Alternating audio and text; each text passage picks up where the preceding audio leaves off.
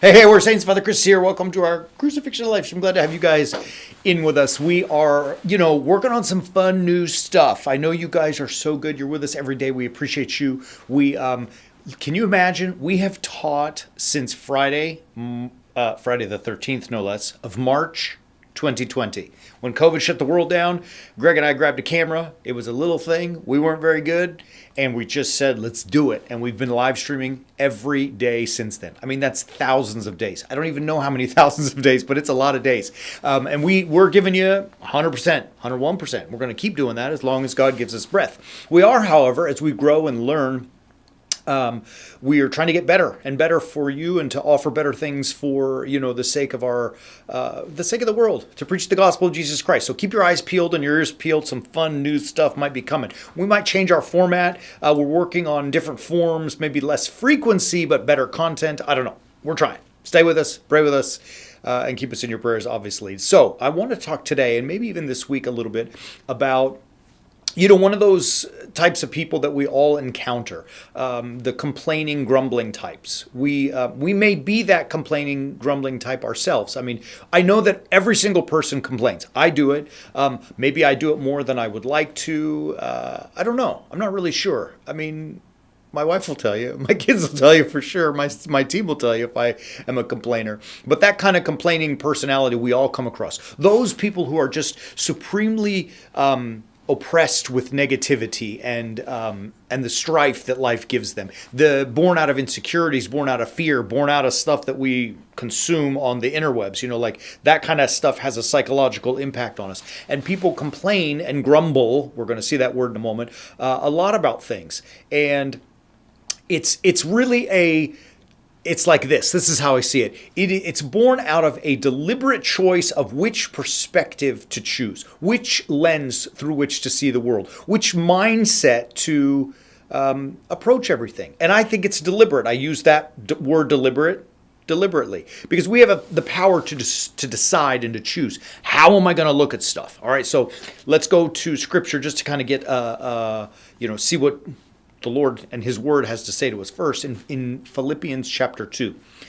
So there's the second chapter. It's very often, I think, incorrectly labeled the theological chapter of Philippians, where it talks about Christ, emptying Himself and so on. We'll talk about that one day. It's great stuff. But in particular, I want to look at verse 14, which at the end of it, St. Paul, do all things without grumbling or questioning.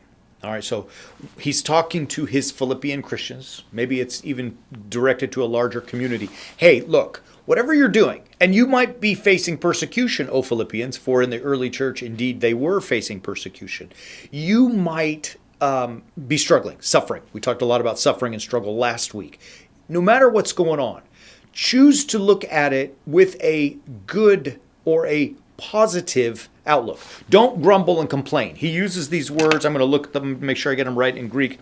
Greg might throw them up. It's up to his discretion. But gongismon and dialogismon, right? This grumbling and questioning, right? Those two words. I like to put them in there because this grumbling, it's a murmuring. It's like, gosh, everything stinks. It's so bad. All these things, like, why is he doing this to me? Or I'm afraid of that, or I'm afraid of this, or what if he doesn't love me? She doesn't like me. What if?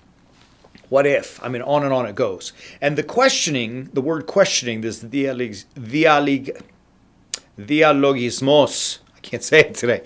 This word is like this kind of sneaky debate, right? That's the root of the word itself, the sneaky debating. And when we do that kind of stuff in our own minds, we put ourselves in a sour mindset. We have a sour paradigm through which we see the world. And that's no fun and that's no good. And I think life is not easy. I get that. I understand that. And there are a lot of things coming after us. But in spite of that, if we take this attitude, this negative perspective, always grumbling and complaining and whining about things, look, that's how it's going to color the world, right? That's the lens through which you will see the world. And not to get into manifesting, but in some real sense, you manifest that in your life. If you are always afraid and always complaining and always grumbling and always having these argumentations and worrying about these things, that's how you're going to see the world.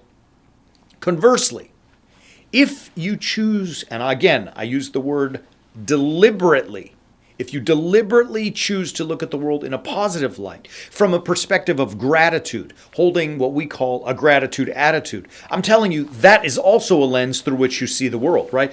The same apostle, St. Paul, in his epistle to the Thessalonians, chapter 5. I mean, it's a beautiful text. See that none of you repays evil for evil, but always seek to do good to one another and to all. Rejoice, always pray constantly. Give thanks in all circumstances. Right? So no matter what's happening in your life, no matter what may be going on, give thanks for it. Because, and here, I love this part. This is one of those things I've adapted in my own life. Nothing happens to me. Everything happens for me. Right? Now, as you know, logically and factually, things do happen to me.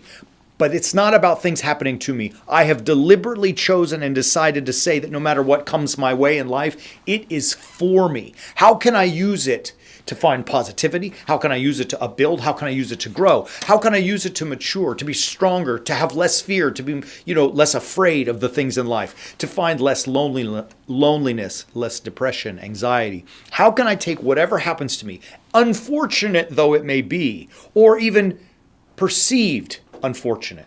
How can I use that for my upbuilding and through me to upbuild other people, right? So it's that mindset, and we're probably going to spend some more time this week thinking about these things, but how can you use the things of life, not complain about them, not grumble about them, not whisper about them, but to use them for your edification and for your upbuilding? I mean, I think this is what the apostle is calling us to, ultimately Jesus Christ himself. Look, we talked a lot about it last week. No one will go through life unscathed. There will be suffering all over the place, right? Every one of us will have to deal with things. To that end, how do you look at it? My hope, my desire, my great love for you as my beautiful warrior saints is that you will look at all of these things not happening to you, but happening for you. It's a gift that God is giving to you, allowing at least to happen to you, to say, all right, let's see what you do with it. It's a great thing. It changed my life when I switched when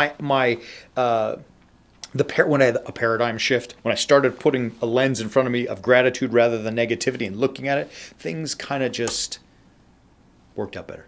I want that for you too.